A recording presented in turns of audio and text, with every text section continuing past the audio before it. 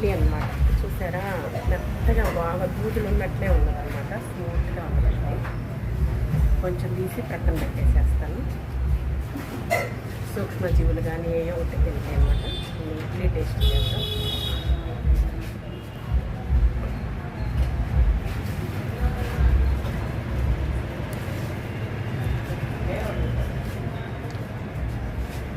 అమృతం.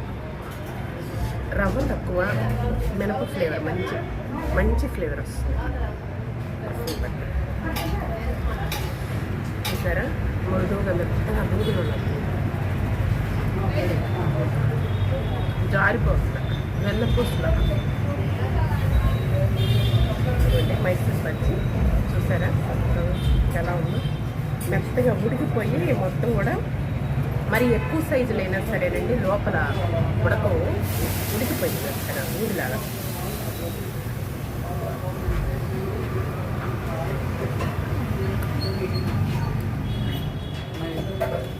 ఆహా, ఏమి రుచి అనాల్సిందేనండి, మై మర్చిపోవాల్సిందే.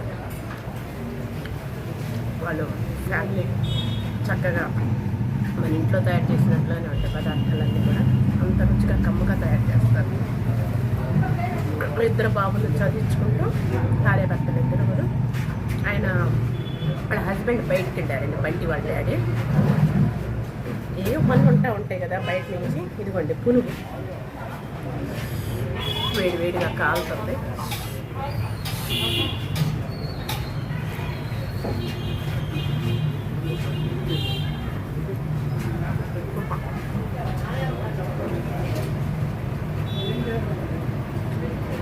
అరకందాడుతున్నాం.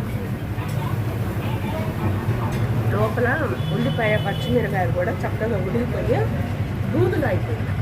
పైన కరకన్నాడుతుంది, రుచిగా బాగుంది. గారెండి, ఏదైనా సరే క్వాలిటీకి మాత్రం రాజీ పడే పనే లేదండి. కాబట్టి పిల్లలు కానీ ఇంత క్రౌడ్, కస్టమర్స్ ఎక్కువ క్రౌడ్.